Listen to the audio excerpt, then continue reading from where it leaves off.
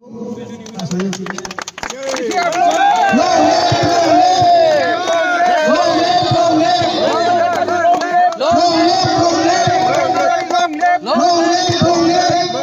চৰকাৰৰ মুখ্যমন্ত্ৰী ডাঙৰীয়াদেৱক মই স্পেচিয়েলি ধন্যবাদ দিম।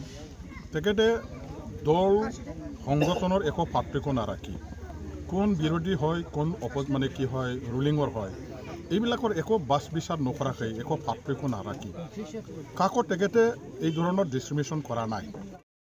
ৰাইজ মোৰ লগত আছে, আমাৰ দলৰ লগত আছে আৰু ময়ো ৰাইজৰ লগত আছোঁ। মই ৰাতিপুৱাৰ পৰা টোটেল চাৰিটা ৰাস্তা বনোৱাৰ নামত আধাৰশিলা স্থাপন কৰিছোঁ। প্ৰথম আমাৰ কোকৰাঝাৰ ৰামপুৰবিল ব্লকৰ পৰা বানুগাঁও হৈ শালবাৰী গাঁৱলৈকে 3 কিলোমিটাৰ 900 মিটাৰৰ RIDFৰ অধীনত 3 কোটি টকাৰ এটা আঁচনি ৰূপায়ণ কৰিবৰ কাৰণে যিটো চেংচন পালোঁ ইয়াৰ এটা আধাৰশিলা স্থাপন মই কৰিলোঁ। নেক্সট ইয়াৰ পিছত আহি পেলাই হঘুমা বিলত তাতে 1 কিলোমিটাৰ 900 মিটাৰ আছিলে ইয়াৰো মুখ্যমন্ত্ৰী পকীপথ নিৰ্মাণ আঁচনিৰ অধীনত চেংচন হোৱা অলৰেডি টেণ্ডাৰ হৈ গ'ল। 2 দিনৰ ভিতৰতে কাম কৰাৰ আৰম্ভ কৰিব। ইয়াৰো ফাউণ্ডেশ্যন ষ্টন মই আজি মানে স্থাপন কৰিলোঁ। লগতে আমাৰ হাজাৰকিয়া বালাটুঙা শিয়ালমাৰী এই সংযোগী ৰোডৰ কাৰণেও মই আধাৰশিলা স্থাপন কৰি আহিছোঁ।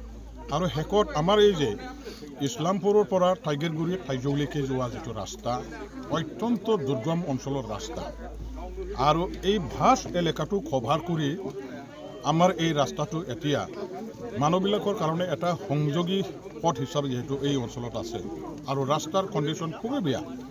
বাৰিষা বতৰত মানুহবিলাকে অহা যোৱা কৰোঁতে ছাত্ৰ ছাত্ৰীসকলে বহুত অসুবিধা পাই আছে। আমাৰ যিসকল বজাৰ স্কুল কলেজ হস্পিটেলবিলাকত যিসকলে অহা যোৱা কৰিছে তেওঁলোকে এই ৰাস্তা বেয়া হোৱাৰ কাৰণে বহুত কষ্টৰ সন্মুখীন হ'ব লগা হয়। মই ইয়াৰ কাৰণে এই অঞ্চলৰ ৰাইজৰ হিতৰ কাৰণে যোগাযোগৰ ব্যৱস্থা যাতায়াতৰ অসুবিধা ইয়াৰ সেইটো নিৰ্মূল কৰিবৰ কাৰণে এই ৰাস্তাটো বনাবলৈ অসম চৰকাৰৰ ফালৰ পৰা মই চেংচন আনিলোঁ আৰু এই চেংচনৰ কামটো অলৰেডি টেণ্ডাৰ যিহেতু হৈ গৈছে কাম আৰম্ভ হ'ব অচিৰে আধাৰশিলা স্থাপন ইয়াৰ কাৰণে মই আজি কৰিলোঁ। মই ভাল পাইছোঁ এই অঞ্চলৰ আমাৰ মা ভনীসকলে ভাই বন্ধুসকলে ইয়াত যিসকলে বাস কৰা আমাৰ জাতি জনগোষ্ঠীৰ ককাই ভাইসকল আছে সৰ্বসাধাৰণ ৰাইজ আছে তেখেতসকলে স্বতঃস্ফূৰ্তভাৱে দলে বলে আহি পেলাই যোগাযোগ কৰি পেলাই আজিৰ এই আধাৰশিলা স্থাপন কৰাৰ শুভ কামত যোগদান কৰিছে। তেওঁলোকে সহযোগ আগবঢ়াইছে। তেখেতসকলৰ উপস্থিতিত আজি আধাৰশিলা স্থাপনটো মই কৰিলোঁ। গতিকে এই অঞ্চলৰ ৰাইজে ৰাস্তাটো হোৱাৰ যথেষ্ট মানে উৎফুল্লিত হৈছে, ভাল পাইছে আৰু তেওঁলোকে চবে আজি ইয়াত সুখী হৈছে। মই ভাল কিবা এটা কাম কৰিব পাৰিছোঁ বুলি অনুভৱ কৰিছোঁ।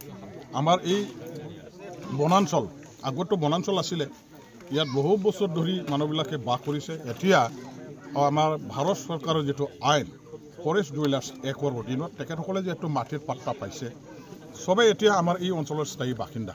গতিকে আমাৰ এই অঞ্চলৰ ৰাইজৰ কাৰণে উন্নয়নৰ কাৰণে আমাৰ নিচিনা জনপ্ৰতিনিধিবিলাকে মন প্ৰাণ দি পেলাই কাম কৰিব লাগিব। মনোযোগেৰে আমি চিন্তা কৰিব লাগিব, অধ্যয়ন কৰিব লাগিব এই অঞ্চলৰ ৰাইজৰ সমস্যা কি। গতিকে আজি মই এই অঞ্চলত প্ৰথম যোগাযোগৰ ব্যৱস্থাটো ভাল কৰিবৰ কাৰণে পদক্ষেপ লৈছোঁ আৰু সঁচাকৈ ৰাইজে যিখিনি মই কাম কৰিছোঁ ৰাস্তাবিলাক বনাবৰ কাৰণে ভালেখিনি মই ৰাস্তা দলং এই অঞ্চলত দি আছোঁ। ভাল ভাল আঁচনিবিলাক মই দি আছোঁ আৰু ভৱিষ্যতলৈও MLA হিচাপে মই যিমান দিনলৈকে থাকিম এই অঞ্চলৰ ৰাইজৰ কাৰণে মই কাম কৰি যাম।